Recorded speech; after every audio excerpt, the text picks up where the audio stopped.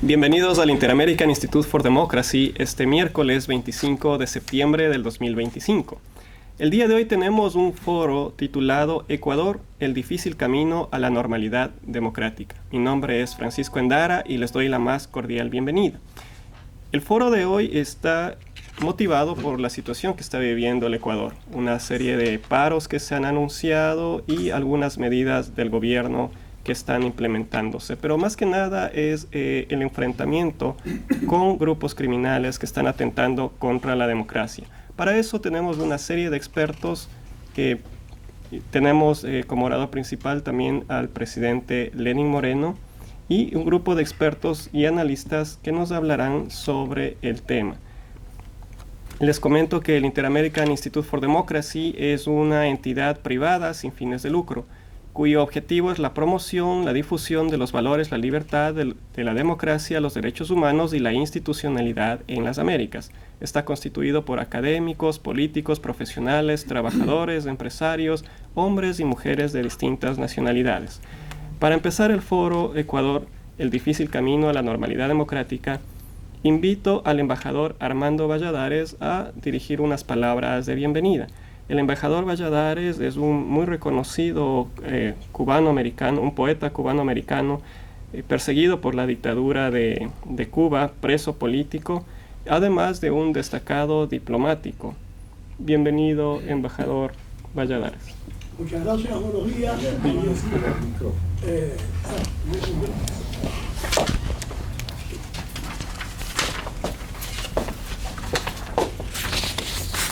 Buenos días. Para el Instituto Interamericano por la Democracia, un honor y un placer compartir con ustedes este foro, Ecuador, el difícil camino a la normalidad democrática. Ecuador ha sido para el Instituto siempre un país al cual hemos apoyado en los momentos en que estuvo a punto de caer en el abismo del comunismo. Siempre apoyamos a sus líderes, siempre estuvimos allí diciendo presente y seguiremos apoyando a Ecuador en el difícil camino a la normalidad democrática. Muchas gracias y bienvenidos a este foro.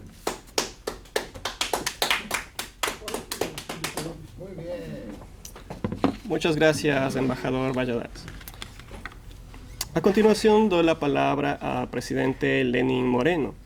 Lenín Moreno es un reconocido licenciado en Administración Pública de la Universidad Central. Es un político ecuatoriano que se desempeñó como presidente del Ecuador desde el año 2017 hasta el 2021. También fungió actividades como vicepresidente desde el año 2007 al 2013 durante el gobierno de Rafael Correa. Bienvenido, presidente Moreno. Muy gentil, muchas gracias.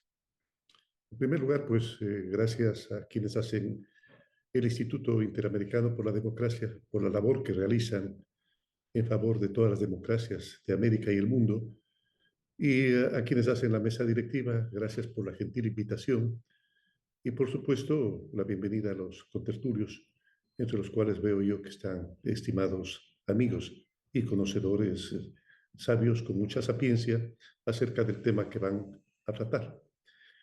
Cuando yo estaba en Miami, impartiendo conferencias en la Universidad de la Florida, muchos latinoamericanos, principalmente venezolanos, cubanos, nicaragüenses, bolivianos, argentinos, etcétera, se acercaban muy afectuosos a decirme: usted salvó al Ecuador, usted salvó al Ecuador. Yo les decía que no es verdad, no es así.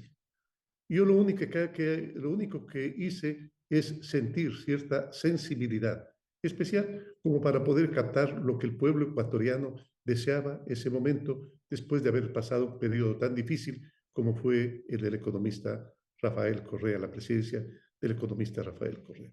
Y es cierto, los líderes ocasionales no hacemos la historia. Los líderes ocasionales lo único que hacemos es acelerar o desacelerar la historia. Yo fui un líder ocasional que hice una tarea que voy a describir, la he escrito para que quede más claro para mí y para ustedes y para mí, perdón, y la voy a leer enseguida. La he llamado Saliendo del Abismo. Saliendo del Abismo. Digo, Lo supe casi inmediatamente luego de mi posesión como presidente de Ecuador en mayo del año 2017. Dije ese momento que no había heredado un gobierno, sino había heredado una emboscada.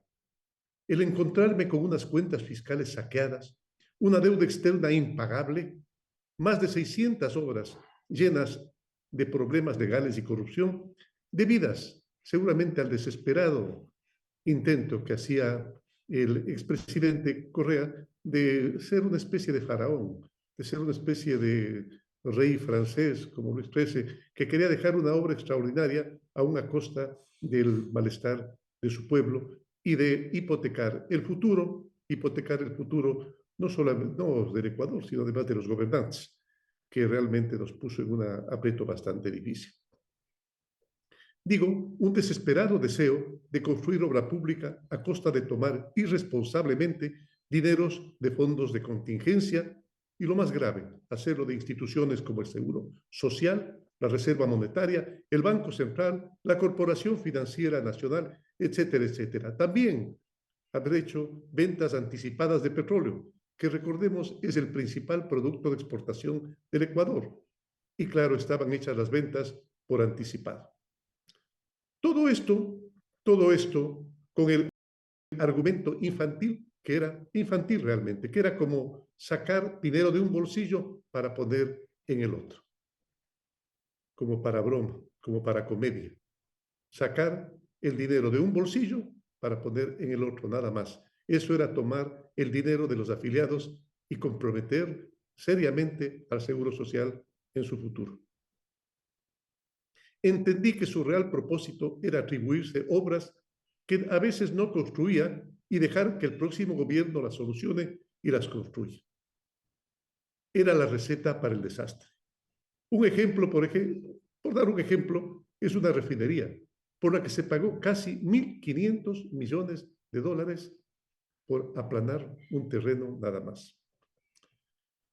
Contra toda predicción, cuando terminé mi gobierno, en las elecciones del Ecuador, el candidato contrario al socialismo del siglo XXI, que todo el mundo daba como ganador, pues ganó un candidato de la derecha, derrotando al candidato del socialismo del siglo XXI con un amplio margen de más de 400.000 votos. Fue una elección transparente, no hubo conflicto, no hubo asesinatos de candidatos, ni siquiera golpes de puño. Tuvimos numerosa observación internacional que no tuvo además ninguna impugnación por parte de la candidatura opositora, que en ese tiempo estaba encabezada por el correísta Andrés Arauz, del llamado socialismo del siglo XXI.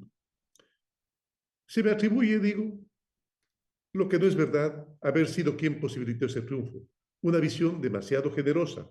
Sinceramente pienso que hubo varios actores que intervinieron en ese triunfo. A continuación, algunos de ellos, y acaso los más importantes. Ante todo, influyó en ese triunfo los errores cometidos por la administración de Rafael Correa en su mandato, el autoritarismo, la desinstitucionalización, la falta de independencia de funciones, la persecución a los opositores políticos, un conjunto de muertes nunca aclaradas, el querer perennizarse en el poder, la casi ninguna libertad de expresión, el hostigamiento de comunicadores, periodistas y analistas políticos, el alejamiento de nuestros mercados naturales, como Estados Unidos y la Comunidad Europea, por ejemplo. Más de una persona se pregunta por qué los pueblos se obstinan en votar por sus opresores. Hace mucho tiempo, en ese mismo foro lo dije, hay muchos ejemplos en la historia del mundo y en particular de Latinoamérica y Ecuador. Tal vez la respuesta se la encuentre en lo que se conoce como síndrome de Estocolmo, es decir, el enamoramiento o la excesiva afectividad que desarrollan las víctimas de un secuestro hacia sus secuestradores, hacia sus victimarios. Durante mi juventud fui militante de la izquierda ecuatoriana y me desencanté de ella el momento de la caída del muro de Berlín.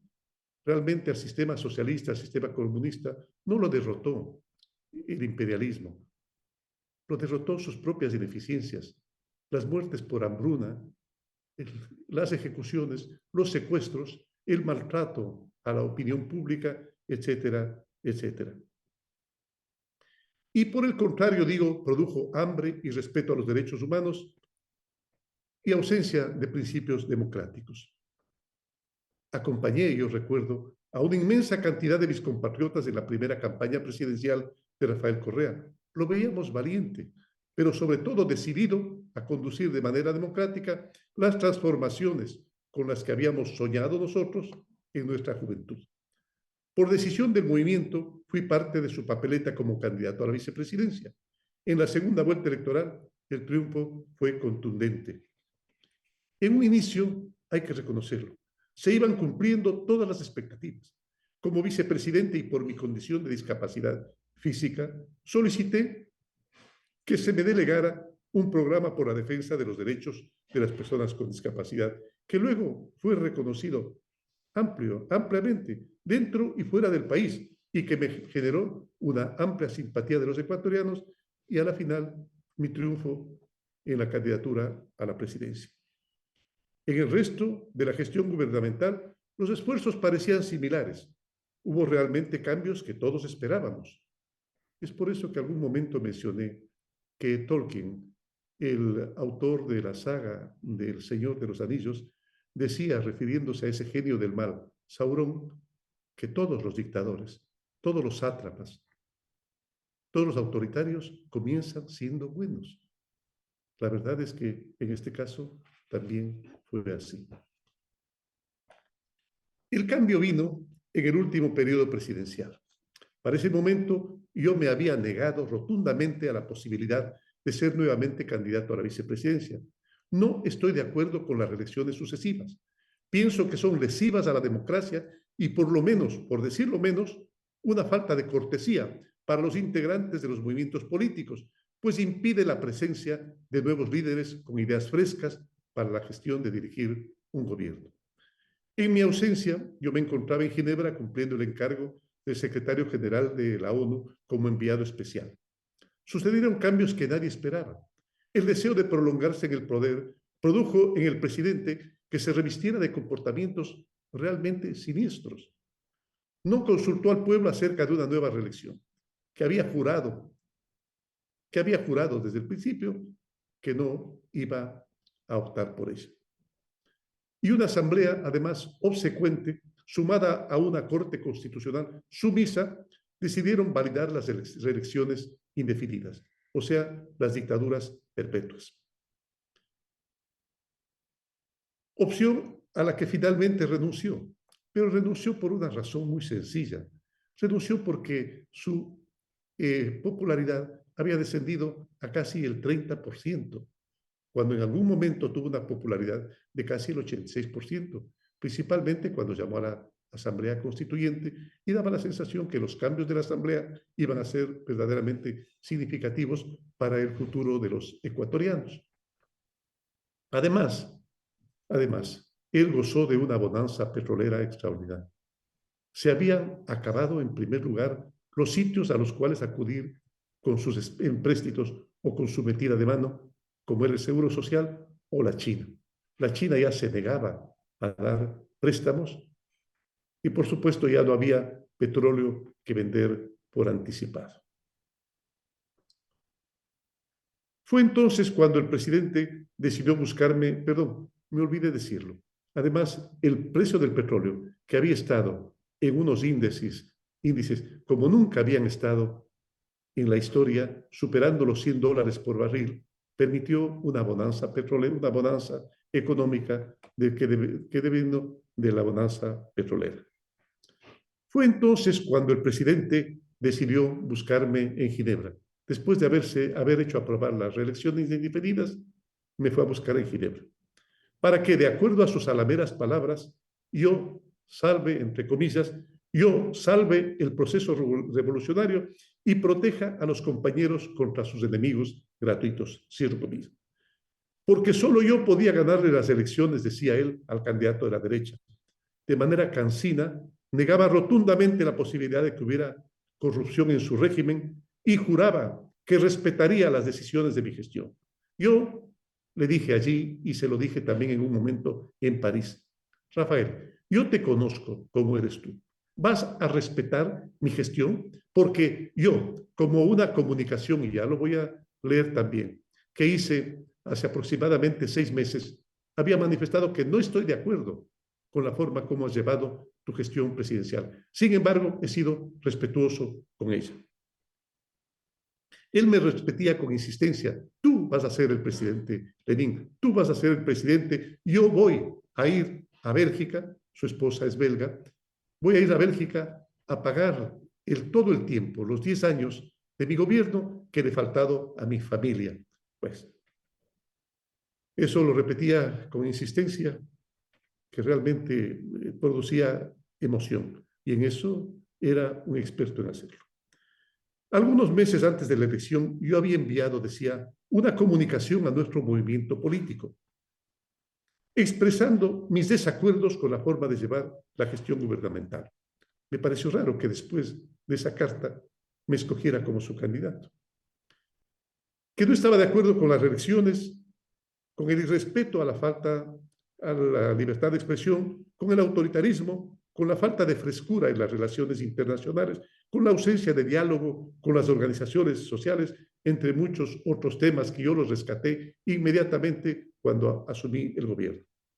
Como suponíamos, el triunfo electoral se dio a pesar de una campaña en la que primaron realmente la agresividad verbal y el empleo intensivo de mensajes en redes. Generalmente nosotros sabemos para qué se utilizan las redes, no se los voy a repetir a ustedes.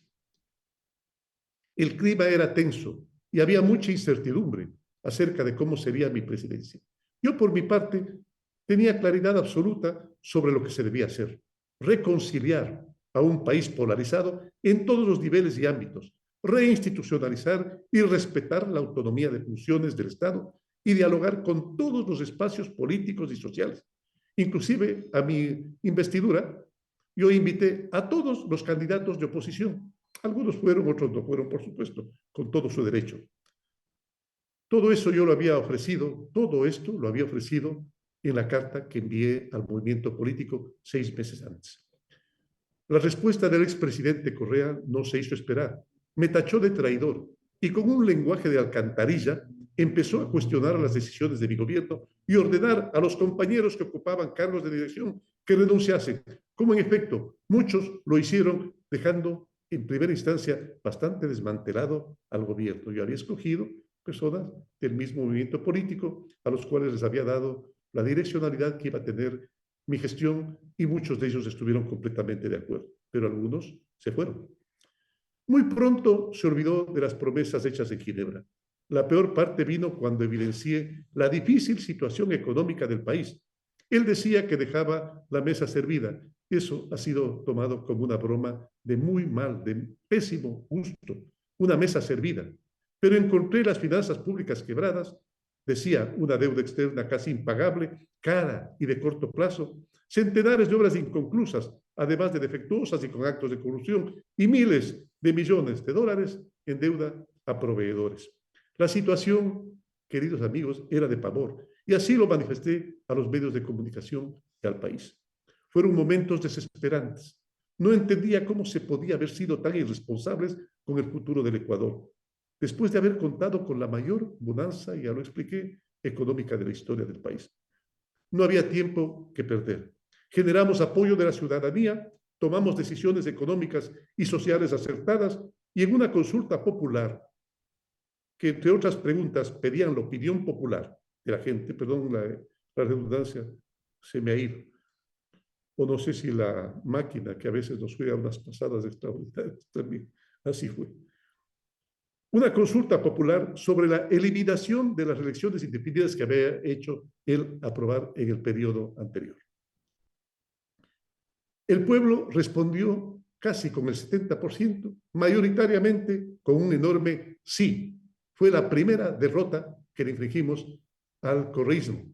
Este momento ya van sumando 4 o 5, si mal no recuerdo.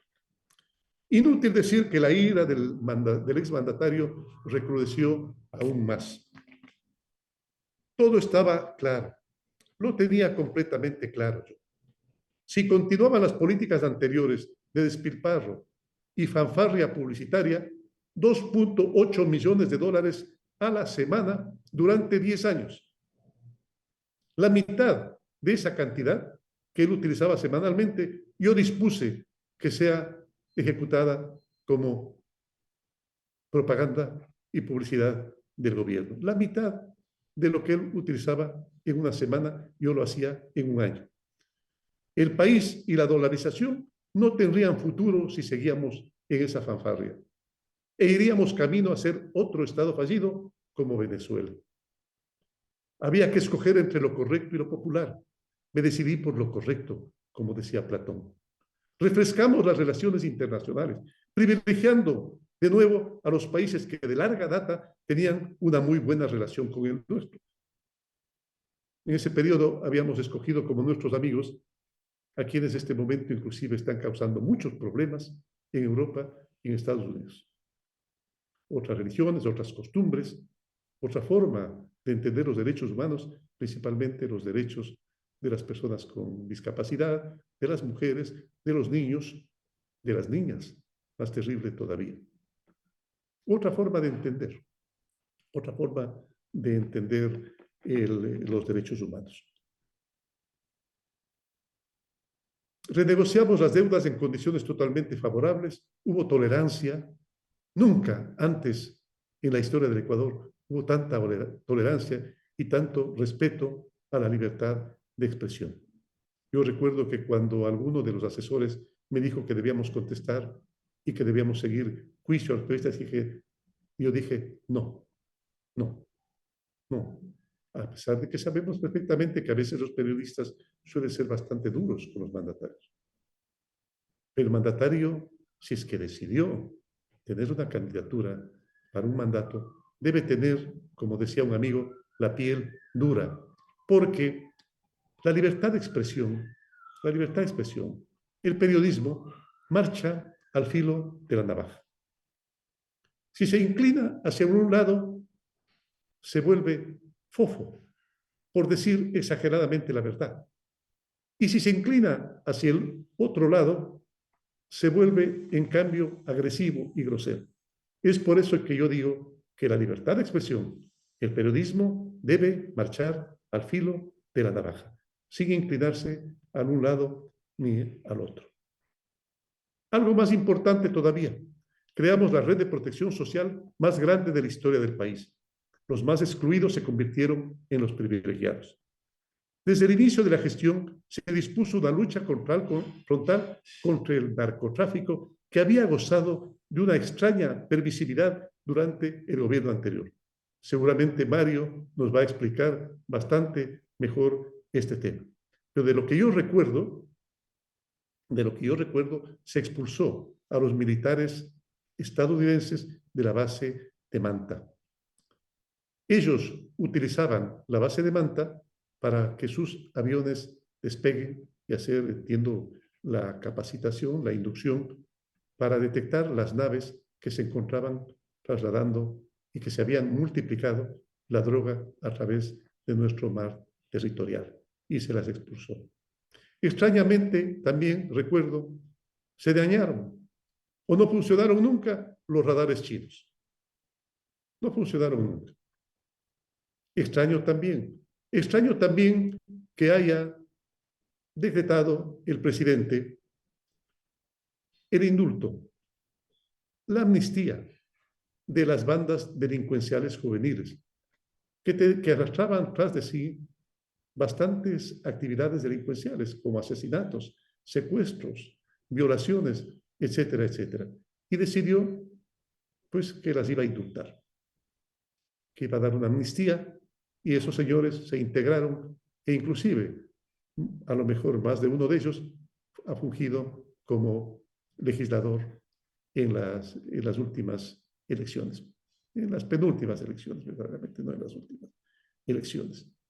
Esos pandilleros juveniles son los que luego conformarían los grupos de delincuencia. Señor presidente, le quedan 3 minutos, por favor. Creo que voy a necesitar solo 2. Desde el inicio de la gestión se dispuso una lucha frontal contra el narcotráfico, decía. se pidió al Ejército de Liberación Nacional, el ELN, que abandone el país. Dije que se vayan. ¿Por qué? Porque mientras hablaban de la paz en nuestro país, continuaban realizando acciones criminales en el hermano país de Colombia. Pedí al hacker internacional, William Assange, que abandone la embajada del Ecuador. ¿Por qué? Porque había violado repetidas ocasiones las normas de asilo, interviniendo groseramente en la política de países amigos y realizando además actos de agresión que el respeto a la misma embajada, que el respeto a este espacio de opinión no me permite recordar ni mencionar. Está por demás repetir que la oposición del presidente se enardeció. Siempre buscó la oportunidad de estabilizar al gobierno, como lo hizo en octubre de 2019, con el apoyo en ese momento de indígenas y líderes de las bandas delincuenciales, y por supuesto con intervención de las FARC. Yo había eliminado el subsidio a la gasolina, que lo único que hacía es favorecer a los autos, a quienes tenían vehículos de alta gama, a las personas que traficaban la gasolina, porque estaba a menor valor que en los países vecinos, y además que, como todos sabemos, es un precursor de los estupefacientes, y que se lo utilizaba al sur de Colombia, donde las FARC estaban dedicados a esta actividad. Se unieron las huestes correístas y en algún momento, para evitar que haya problemas, pues decidí echarme atrás en la decisión. Pero no fue definitiva. Enseguida inicié un sistema de bandas para igualar a nivel internacional los precios de combustibles y llegaron casi a estar a un precio internacional. Lastimosamente, y entiendo la razón por la cual el presidente que me sucedió tomó la decisión, pero lastimosamente se volvió a reanimar el subsidio. Y en este momento el presidente actual tiene un problema terrible al respecto. Pero hay una pregunta, y con esto voy a concluir. ¿Cómo los pueblos pueden librarse del socialismo del siglo XXI? Creo que tengo la respuesta que se aproxima mucho a la realidad y que se basa en las tareas que pienso corresponden a cada quien. Primero, el gobernante debe, ya lo decía, hacer lo correcto, aunque sea impopular. Aunque parezca de perogrullo decir la verdad, a cualquier costo, debe respetar la institucionalidad y la libertad de expresión, como ya lo decía, debe renunciar desde un inicio a la posibilidad tan vanidosa de candidatizarse. Segundo, los ciudadanos deben evitar engañarse pensando que el desarrollo se logra sin esfuerzo. Deben dejar de pensar en soluciones inmediatistas y mesiánicas para los problemas, porque ellas nunca llegan de forma milagrosa. En este caso, el tiempo no actúa como factor de cambio, por lo que deben dejar de creer que la situación no puede empeorar. No, sí puede empeorar. Por más mal que esté la situación, sí puede empeorar. O si no, veamos Cuba, veamos Nicaragua, veamos Venezuela. Tercero, la libertad, siempre lo digo, es un don divino. El libre albedrío, la libertad son dones divinos. Es verdad, pero también es cierto que está destinada a los que están dispuestos a trabajar, a defenderla, a luchar por ella. No esperemos a perderla para reconocer su importancia. Y termino. Y cuarto, el candidato debe alinearse con lo que piense que es correcto en las decisiones de gobierno y tener la valentía de no dejarse convencer de los asesores políticos que suponen que la oposición a ultranza genera réditos electorales. El correísmo creyó que atacándome ferozmente iba a ganar las elecciones, pues se equivocó y sigue equivocándose. Siempre he insistido en que no se debe confiar en demasía en las encuestas. La historia reciente de las elecciones nos enseña que suele haber sorpresas absolutamente inesperadas y que en el balotaje las diferencias siempre pueden remontarse. El correísmo daba por ganadas todas estas elecciones, incluida la consulta popular que hice yo. Y termino. Un cuento que escuché en mi juventud, seguramente del poeta, creo yo que era de Rabindranath Tagore. Terminaba con la sencilla frase de su protagonista cuando le hacía una pregunta que es muy común que se nos hace. ¿Piensas que tú solo vas a cambiar el mundo? El protagonista contestaba, seguramente no, pero estoy haciendo la parte que me corresponde. Mejor, imposible. ¿Cómo acabar con el nefasto y mentiroso socialismo del siglo XXI? Pues haciendo cada quien la parte que le corresponde. Gracias por su atención.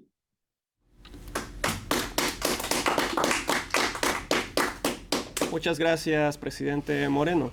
Continuamos en el foro Ecuador, el difícil camino a la normalidad democrática. A continuación invito a tomar la palabra al doctor Marcel Feró. El doctor Feró es un reconocido abogado y profesor de Derecho, analista político y ex viceministro de Ambiente, radicado actualmente en Miami, Estados Unidos.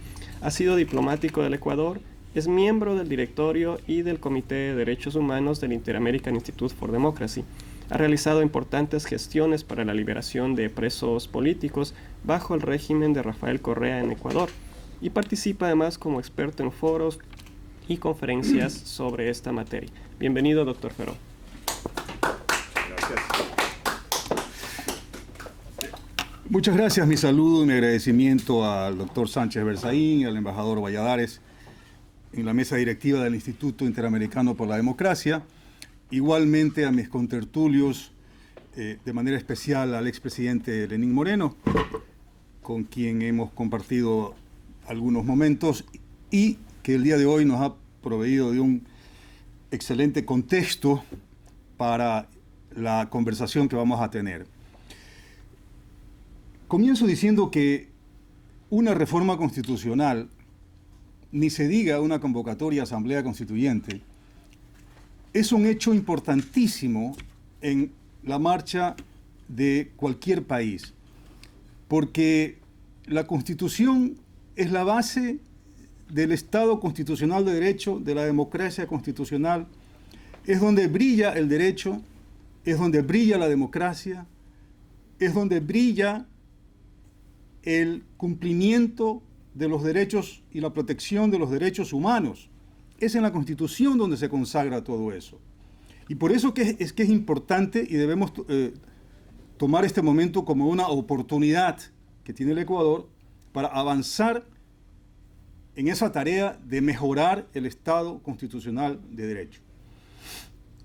Dicho eso, es importante, luego de hacer esa visión, digamos, macro, mirar también la coyuntura política del momento en que se va a plantear esa reforma constitucional. Porque tenemos que saber qué es lo que vamos a reformar, qué es lo que vamos a mejorar, qué vamos a lograr con esa reforma constitucional. Y el Ecuador ha cumplido, yo diría, una excelente tarea en esta materia. En los últimos 50 años, en 1978, saliendo de la dictadura militar, los propios militares extendieron la mano y convocaron a los líderes políticos, a los líderes de la sociedad civil, y concretaron con ellos la preparación de una nueva constitución que marcara el inicio o el retorno a la democracia. Y eso sucedió. Y no solamente que se le planteó un referéndum al pueblo en ese entonces, una constitución, sino que se plantearon dos posibilidades. La posibilidad de la Constitución de 1945 reformada, que es considerada la de 1945 la mejor constitución del Ecuador, y la redacción de una constitución nueva. En el referéndum ganó la constitución nueva, que es la que entró a regir inmediatamente y con la que retornamos a la democracia.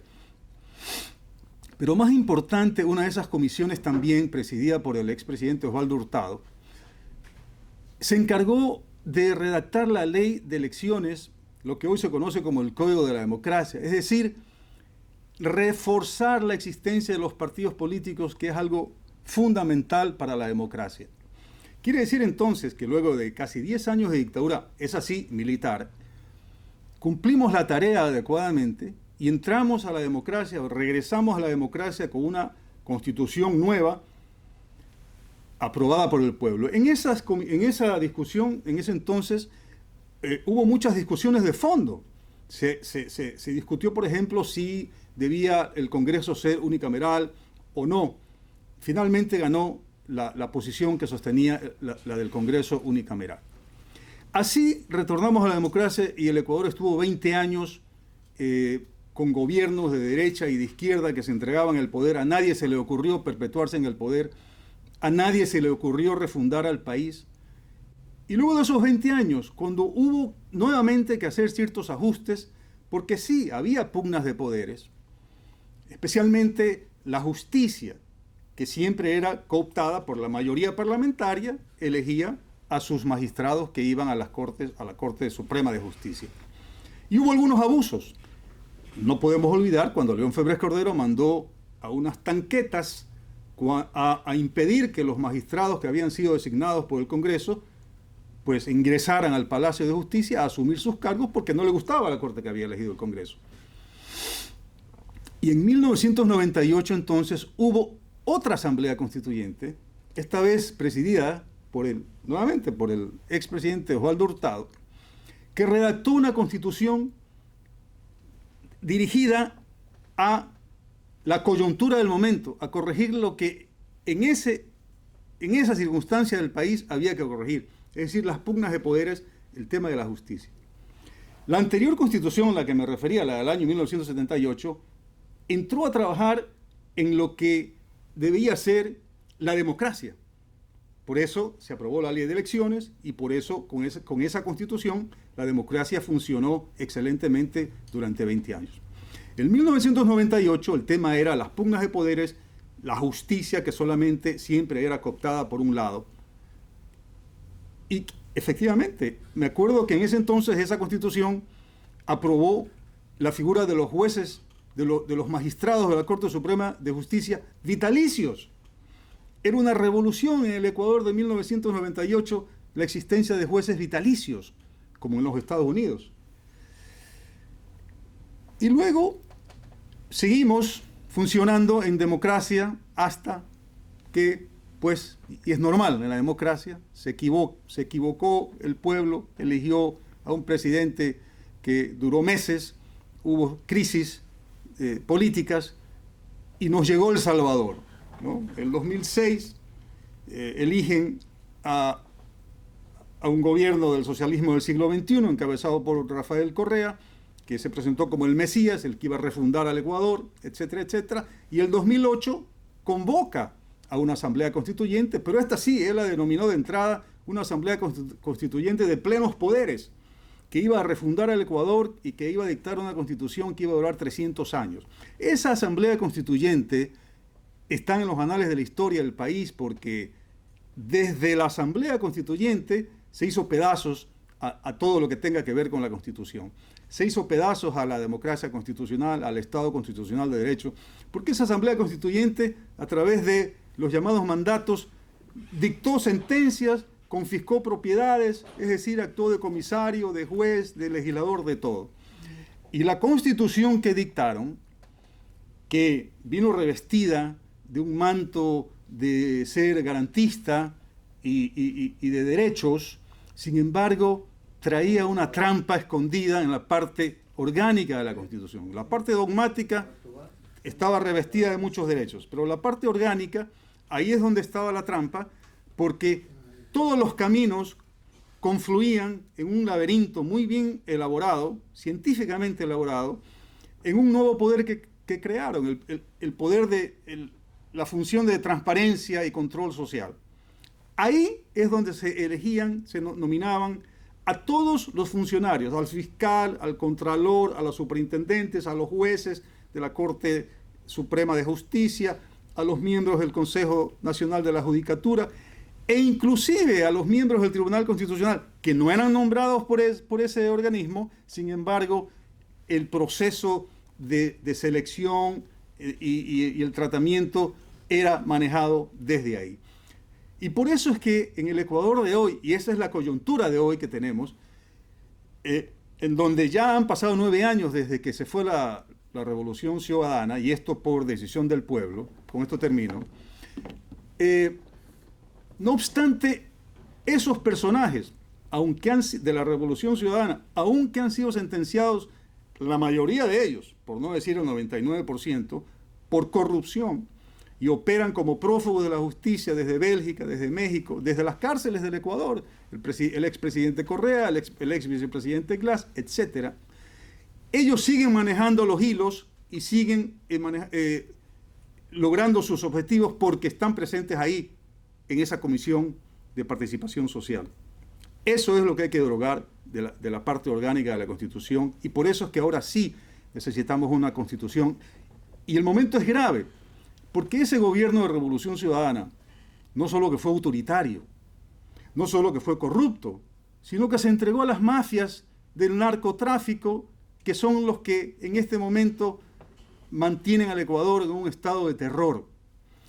Ojalá que el pueblo, que los ciudadanos, porque esto ya depende de los ciudadanos, entiendan, en primer lugar, que este momento es importante. Esta circunstancia de reformar o dictar una nueva constitución es importante para la sobrevivencia de la democracia constitucional en el Ecuador, pero además para resolver de una vez por todas esta malignidad que nos ha dejado el gobierno de la Revolución Ciudadana y que no hay forma de extirparlo si no es con una nueva constitución. La tarea está en manos de los ciudadanos, nuevamente. Gracias. Muchas gracias, doctor Feró. A continuación, invito a tomar la palabra a la señora Mamela Fiallo Flor. Mamela Fiallo es una reconocida profesora de lengua e historia, además de una muy conocida líder de opinión. Es conferencista internacional que se ha pronunciado en distintos ámbitos, por ejemplo en el Congreso, Senado de países como Ecuador, Brasil y México. Bienvenida, Mamela. Buen día con todos, tardes, noches para quienes estén en otros usos horarios. Es un honor estar aquí y qué bonito respirar aires de libertad sin que nos censuren, sin que tengamos que exiliarnos, como les ha tocado a algunos. Y pues para un poquito concadenar lo que se ha dicho hasta ahora, creo que es súper importante que hablemos de una de las amenazas más importantes en la región, como es el activismo judicial. Creo que hay que decirlo cada vez más lo que está padeciendo Brasil, por ejemplo, que básicamente es una tiranía. Un amigo muy querido, Osvaldo Eustaquio, no solo estuvo en la cárcel, un periodista, sino que incluso le rompieron las piernas. Entonces es súper importante saber esto. Tienen el poder los jueces o los magistrados de negarles su libertad, quitarles fueros a los parlamentarios y además les quitan acceso a cuentas bancarias y hasta redes sociales. Lo digo porque hoy, más allá de si es una postura oficialista en el Ecuador, tenemos una Corte Constitucional que está abusando de su poder, que está obedeciendo a agendas globalistas, más allá de internacionales. Entonces, y vemos que tristemente nuestro sistema judicial está siendo muy funcional al crimen organizado. O sea, estamos viendo liberación de delincuentes que han sido agarrados con las manos en la masa. Entonces, tristemente, el Ecuador se ha vuelto un país cada vez más peligroso para el ciudadano de a pie, ya que el expresidente citó a Platón. Él mismo decía, para el ciudadano de bien la ley no es necesaria, en cambio, para el malhechor siempre va a infringir la norma. Entonces estamos viendo eso, bueno, y entre otras cosas de malas que hizo el socialismo del siglo XXI fue desarmarnos, no solo a los civiles, sino incluso a los policías. Y poco a poco estamos recuperando la capacidad no solo de acción, sino de protección, pero son estos jueces corruptos los que nos están impidiendo combatir el crimen. Más allá de que si el presidente emite un decreto, y que la policía recupera su capacidad de actuar, vienen estos jueces y liberan a los delincuentes, ¿no? Entonces, y eso afecta no solo al ecuatoriano, sino incluso hubo residentes de otros países que han sido asesinados por delincuentes liberados. Entonces, creo que más allá de coyunturas ideológicas y políticas, que ciertamente son importantes, lo que tenemos que combatir es no solo los jueces ya en funciones, sino la ideologización que hay en las universidades. De hecho, tenemos la doctrina Zaffaroni, que fue el único juez en la Corte Interamericana de Derechos Humanos, Zaffaroni, que falló en contra de la libertad de expresión en Ecuador por el caso del universo. Y esta doctrina que él profesa, que él creó y que está enquistada en nuestras universidades, de todo nivel, públicas y privadas, es un mal a combatir. Entonces tenemos una lucha de muchas polaridades, pero que se ha diseminado como el leviatán que es con sus tentáculos. Entonces insto a los aquí presentes a levantar su voz para que haya una verdadera justicia, para que se combata el mal, para que se exalte el bien, poner fin al relativismo moral o al menos tener la libertad de señalarla y aprovechar el respiro de libertad que tenemos para decir las cosas, porque la libertad o se cuida o se pierde. Así que es hora, como decía el sabio Chesterton, que llegará el día en que será necesario desenvainar la espada para decir que el pasto es verde, y es hora de poder decir las cosas por su nombre y señalar a quienes están orquestando esto y dar visibilidad a quienes lo están combatiendo. Así que cedo la palabra al siguiente. Viva el Ecuador y ojalá Dios mediante volvamos a ser un país de paz.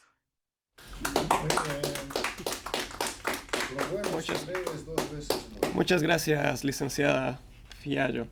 A continuación, invito a tomar la palabra al licenciado Jan Cano. Señor Cano es un reconocido periodista, actualmente es editor nacional de Diario La Hora y subdirector de Fundamedios. Es además columnista en el portal Plan B, fue coordinador de la Comisión Integridad y Anticorrupción de la Cámara de Comercio Internacional, sede Ecuador. Bienvenido, señor Cano. Muy buenos días para todos. Bueno, básicamente esta ponencia voy a resumirla en 5 puntos y espero hacerlo pues dentro del tiempo reglamentario. Bueno, el primero es que, claro, el título de este foro que ha propuesto el Instituto, y por cierto les agradezco por la invitación nuevamente, es el difícil camino a la normalidad democrática. Y el primer punto que quiero tratar es que el Ecuador es un país en un peligro constante. Es decir, tenemos nosotros varios riesgos activados.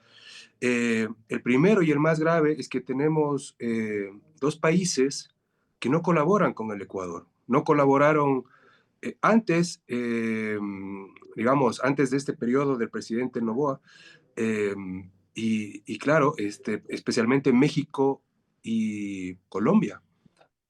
Petro se ha convertido prácticamente en un enemigo del Ecuador, ¿no? Porque con el relajamiento de todo el control de narcóticos, lo único que ha hecho es que crezca la producción del narcotráfico y eso pues nos deja a nosotros un camino de corrupción, de sangre, de crimen, del que nosotros no podemos salir. Entonces, y la señora Sheinbaum también, ¿no? Es decir, con esta protección que tiene al socialismo del siglo XXI, con esta alianza que tiene con estos personajes perseguidos por la justicia ecuatoriana, pues lo único que ha hecho es desactivar coordinaciones muy importantes para el control del narcotráfico. Acá obviamente hay influencia de Sinaloa, Jalisco Nueva Generación, ¿no es cierto?, de los narcoguerrilleros de las FARC y otros más que dicen que son disidentes. Ese es el primero, el narcotráfico. Lo segundo es, los riesgos constantes son la economía. Obviamente tenemos falta de inversión, tenemos inestabilidad, es decir, amenazas a nuestra propia moneda, que no es digamos, la nuestra propia, no es del Sucre, sino es del dólar, pero siempre hay como un ánimo de querer tocar eso, ¿no es cierto?, por intereses, obviamente, 100% políticos de un principio. Luego, pues, obviamente hay una falta de empleo. O sea, eso es innegable, ¿no? La mayoría de ecuatorianos gana mensualmente menos de $400 al mes. Y eso es crítico. Y dentro de eso también están los jóvenes. Y son estas personas que ya votan y ya deciden. Entonces, y que también guardan mucha esperanza, pero también están abiertos a querer salir del país. Y eso es una realidad. El otro riesgo que vivimos es la corrupción. Y está a todo nivel. Ya nos ha dado una muestra también en su relato el presidente Moreno. Cómo está ahora la corrupción en el gobierno, en la justicia, en la fuerza pública, ¿no es cierto?, en el poder legislativo. Hemos tenido legisladores aliados con el narcotráfico. Hemos tenido presidentes del Consejo de la Judicatura aliados con el narcotráfico.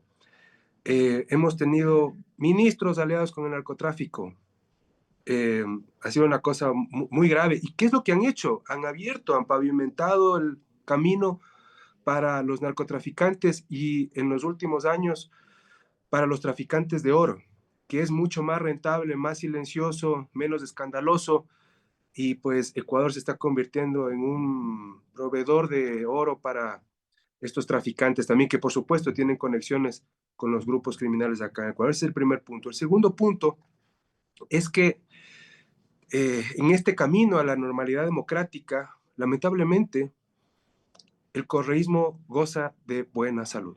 Está golpeado, pero goza de buena salud todavía. Está vivo, tiene gente en el legislativo, tiene personajes en los gobiernos locales y, claro, en el último tiempo se han encargado de tratar de crear enemigos. La Corte Constitucional, ¿no es cierto? A veces los expresidentes, entonces le dicen, yo no soy igual que los expresidentes, aquí hay uno, ¿no es cierto? Entonces, no es el señor Moreno, no es el señor Lazo, no es la CONAIE, el opositor real es Correa, todavía es Correa, ¿no?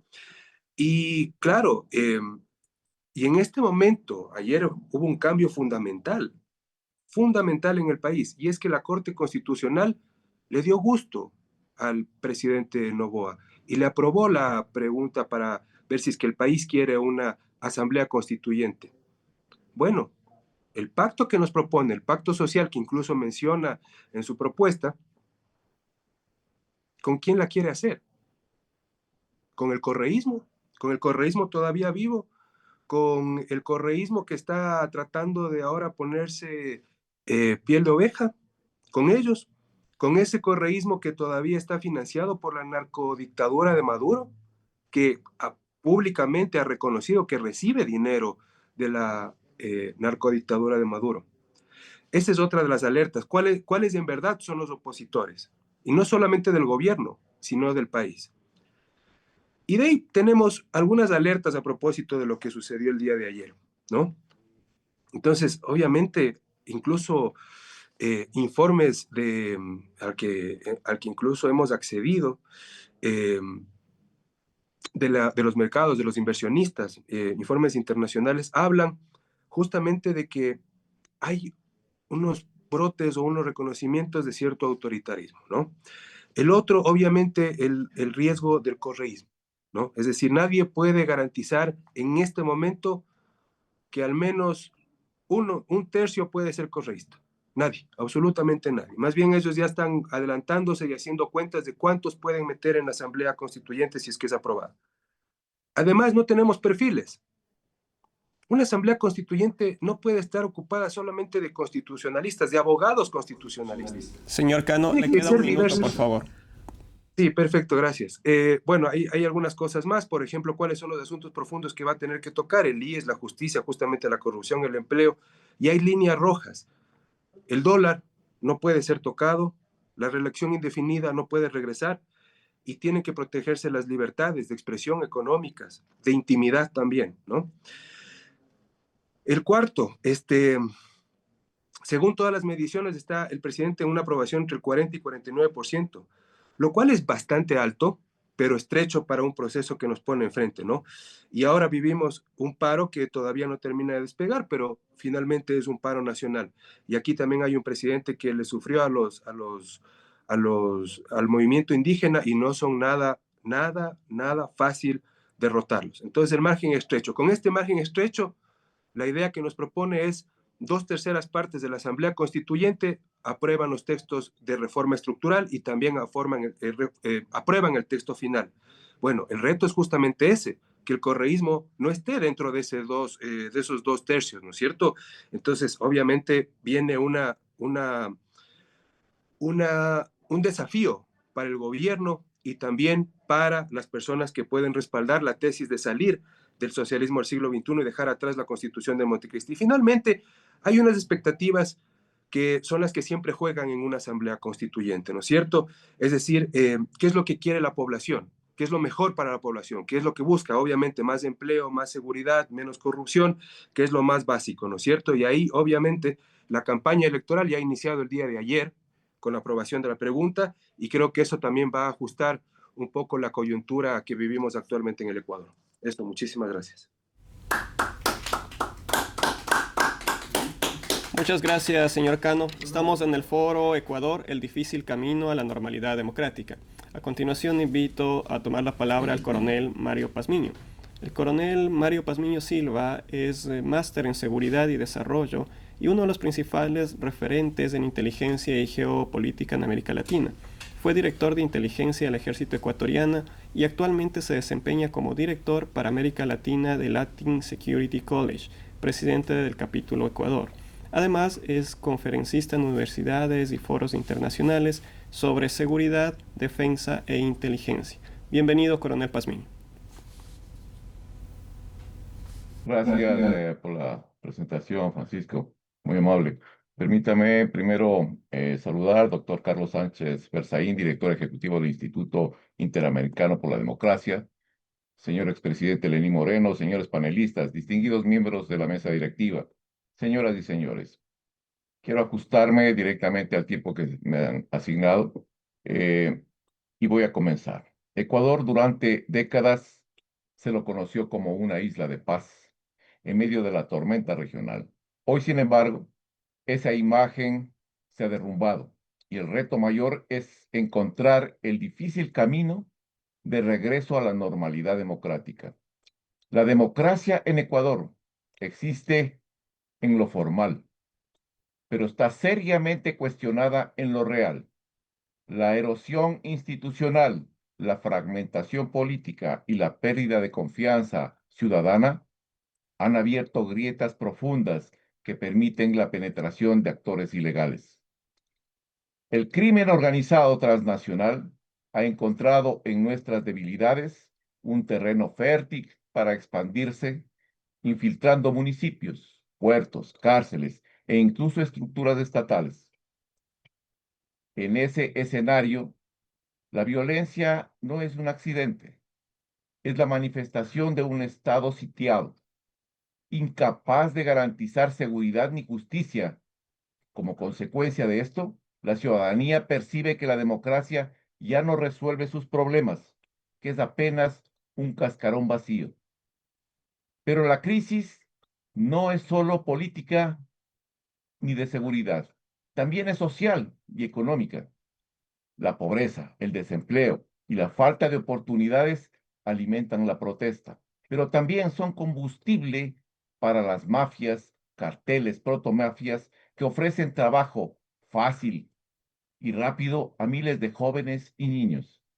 Esta combinación perversa de instituciones frágiles, violencia criminal y descontento social configuran lo que llamamos un círculo vicioso de ingobernabilidad.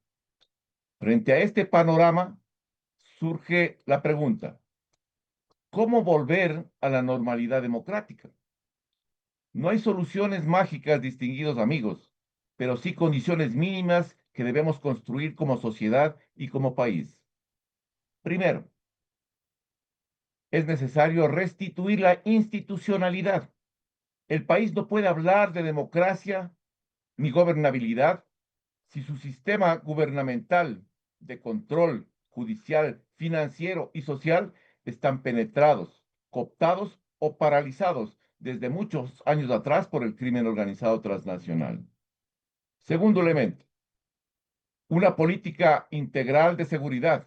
Esto significa combinar la acción coercitiva del Estado con programas de prevención social, control territorial y cooperación regional. Es necesario recuperar el control de esos 187 santuarios y microestados delictivos donde el Estado ha perdido presencia actualmente. Tercero, un impacto político mínimo de gobernabilidad, un pacto político mínimo de gobernabilidad. El Ecuador necesita acuerdos que trasciendan la coyuntura electoral, dejar de lado intereses partidistas y personales y pensar en función del país. Es lo que necesitamos como sociedad. Cuarto, recuperar la confianza ciudadana. La democracia se fortalece cuando la gente siente que el Estado responde a sus necesidades más urgentes: seguridad, empleo, salud, educación. Este punto es capital para reducir la injerencia del crimen organizado en el país y restablecer la gobernabilidad. Finalmente, el acompañamiento internacional es clave. Ecuador no puede enfrentar en soledad a mafias que mueven millones de dólares, que operan en redes transnacionales. Ecuador, en corto tiempo, verá las repercusiones del bloqueo del corredor del Caribe por la fuerza multinacional frente a Venezuela y el desbordamiento de los otros dos corredores que pasan por nuestro país. Por ello, la cooperación internacional es vital para su supervivencia. El camino de Ecuador hacia la normalidad democrática es arduo, pero no imposible. La pregunta que debemos hacernos no es si Ecuador puede recuperarse, sino más bien cuánto estamos dispuestos como nación, como sociedad y como comunidad internacional a invertir en su recuperación. Muchísimas gracias por la gentil invitación del Instituto. Muchas gracias, Coronel Pazmiño. A continuación, las conclusiones estarán a cargo del doctor Carlos Sánchez Berzaín, abogado, político, politólogo y ha sido ministro de la Presidencia de Gobierno de Defensa, diputado nacional de la República de Bolivia. Es además un reconocido escritor, catedrático y estadista, director del Inter-American Institute for Democracy. Bienvenido, doctor. Gracias. Empiezo agradeciendo a los miembros del directorio del instituto aquí presentes, al embajador Armando Valladares y muy especialmente al expresidente del Ecuador, Lenín Moreno, que se ha dado el tiempo para brindarnos hoy día una visión histórica de lo que fue su presencia como parte del proyecto de Rafael Correa, su acceso al gobierno, a la presidencia del Ecuador y la experiencia que lo llevó a realizar el quiebre de retorno a la democracia. Gracias a los expositores, a este foro tan importante que hemos denominado Ecuador, el difícil camino a la normalidad democrática. Permítame primero recordar algo que es muy importante cuando se analiza la realidad de un país. Es el ambiente regional en que se mueve ese país. El Ecuador es el centro del mundo, pero no es un país aislado. Es parte de las Américas y las Américas durante todo el siglo XXI han estado y están bajo el ataque y la presión de la expansión de la dictadura de Cuba, que con la creación del socialismo del siglo XXI con dinero venezolano, en vez de tener una dictadura que era lo que había en 1999, hemos llegado a tener 5. Cuba, Venezuela, Ecuador, Nicaragua, Bolivia. Ecuador es el único país que ha salido del sistema dictatorial del socialismo del siglo XXI. Es un país del que se pone como ejemplo el haber recuperado la democracia. Y en materia de democracia yo quiero hacer un apunte. ¿La democracia es o no es? Es como el embarazo, no hay embarazo a medias, no hay democracia a medias. Y el Ecuador es un país democrático. Es un país democrático desde el momento en el que el presidente Lenín Moreno decidió restituir en el Ecuador los elementos esenciales de la democracia. Porque la democracia en las Américas no es un concepto por definir o algo que está en discusión. Está determinada por un instrumento que es la Carta Democrática Interamericana, cuyo artículo 3 señala los 5 elementos esenciales, que son el respeto a la libertad y los derechos humanos, el acceso al poder y su ejercicio con sujeción al Estado de Derecho, la separación e independencia de los poderes públicos, la libre organización política y la celebración de elecciones justas, libres, periódicas, fundadas en el sufragio universal como expresión de la soberanía popular.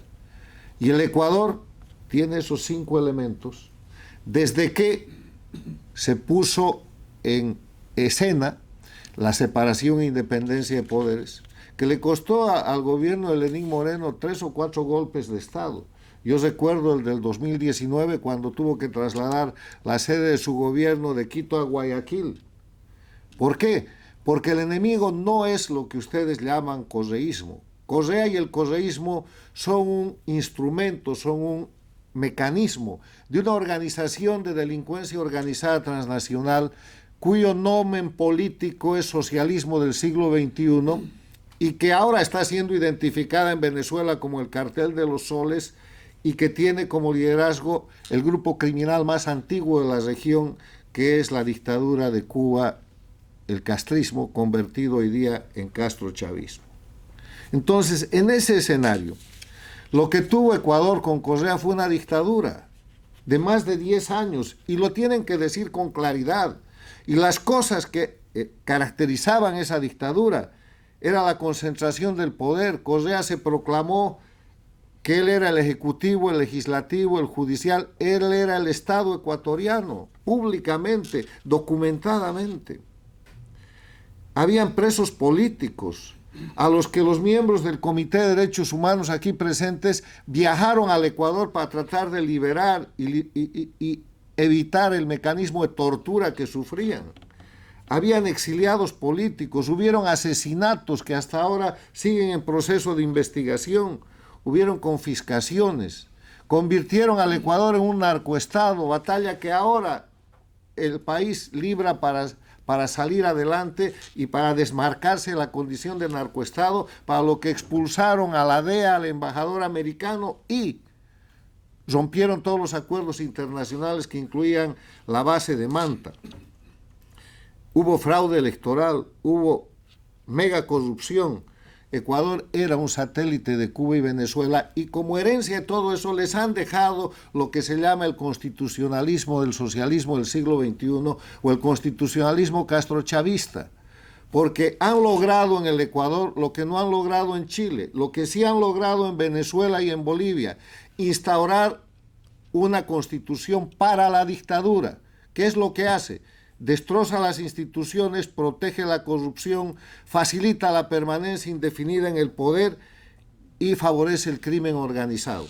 Esa es la constitución que tiene hoy día el Ecuador, que les quiero recordar, entre otras cosas, tiene el fabuloso mérito, junto con Venezuela y Bolivia, de ser Estado plurinacional, que no es un concepto vago, es el concepto con el cual tratan de dividir la nación ecuatoriana, en este caso, para facilitar la confrontación permanente como mecanismo de control del país. O sea, ese es el Ecuador que salió de la dictadura a la democracia y que ahora avanza en el difícil camino de la restitución democrática. Y el difícil camino de la restitución democrática tiene que ver con el permanente ataque que el anterior o el próximo gobierno del Ecuador va a sufrir del grupo de delincuencia organizada transnacional operado desde Cuba y Venezuela, ahora con sus gobiernos paradictatoriales, de México con Sheinbaum, antes con López Obrador, Brasil con Lula, Colombia con Petro. El Ecuador está librando una lucha épica por la democracia de las Américas en el marco de la guerra híbrida que todas las democracias son víctimas en este siglo bajo el ataque del socialismo del siglo XXI. Y eso es lo que hay que entender. El camino de la nueva constitución para el Ecuador es el camino de la liberación de los seguros, de las trampas, de las celdas, de los barrotes que ha dejado el sistema dictatorial al Ecuador, y ese es el difícil camino hacia la normalidad democrática que está librando hoy día ese país. Hay democracia en el Ecuador, es una democracia bajo asedio. El Ecuador es el único país que ha salido de las dictaduras del socialismo del siglo XXI y obviamente tiene que seguir luchando para que no los retornen a esa condición de Estado satélite bajo dictadura, con muchos intentos que han habido, entre los que cuentan incluso asesinatos como el de Fernando Villavicencio, que era el candidato favorito para ganar una elección, al que han matado. ¿Por qué? Porque era el denunciante permanente, valiente y documentado de los crímenes del socialismo del siglo XXI por vía de Correa y de su grupo de delincuencia. Me quedo con la sugerencia que he escuchado de los diferentes oradores, que más que una sugerencia es una necesidad nacional para el Ecuador. Tienen que desmantelar el crimen organizado y separarlo de la política. El mayor riesgo que tiene el Ecuador hoy día es que bajo política partido, correísmo, control de posiciones en instituciones que van desde el Poder Judicial hasta el sistema administrativo del Ecuador. El grupo criminal que detentó el poder en ese mecanismo de intervención del socialismo del siglo XXI sigue teniendo poder. Y la fórmula es separar la delincuencia organizada de la política, que la política vuelva a ser política y que los criminales ocupen su posición bajo acusación en el marco de lo que es el ejercicio del Estado de Derecho. Gracias. Muchas gracias, doctor Berzaín. Con esto concluye el foro Ecuador, el difícil camino a la normalidad democrática. Muchas gracias a quienes nos acompañaron. Buen día. Muchísimas gracias.